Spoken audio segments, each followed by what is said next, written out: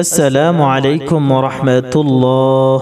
যদি আপনি অভাবগ্রস্ত হন, দারিদ্রতায় পতিত হন, কামাই রোজগার না থাকে এবং কামাই রোজগার না থাকার কারণে খুবই পেরেশানিতে পতিত হয়েছেন, আপনি চান আপনার আয় রোজগার যেন বৃদ্ধি পায়, কামাই রোজগার যেন বেড়ে যায়, তাহলে আপনার জন্য এই আমলটি অনেক কার্যকারী।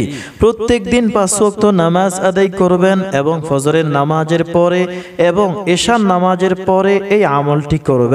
সর্বপ্রথম 11 বার দুরূদ শরীফ পড়ুন, অতঃপর ওযু অবস্থায় 605 বার ইয়া ওয়ারিসু আল্লাহর এই নামটি পড়ুন।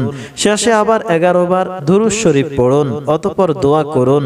প্রত্যেক দিন ফজরের পর এবং এশার নামাজের পরে এই আমলটি করতে থাকুন, একদিনও মিস করবেন না। এবং সাথে সাথে আল্লাহর নিকট দোয়া করতে থাকুন আপনার রিজিকে যেন বরকত হয়, আমদানি যেন বেড়ে যায়, ইনকাম যেন বৃদ্ধি পায়, সেজন্য দোয়া করুন। যতদিন পর্যন্ত আপনার কামাই রোজগার বৃদ্ধি না হবে, আমদানি না বাড়বে, ততদিন পর্যন্ত এই আমলটি করতে থাকুন।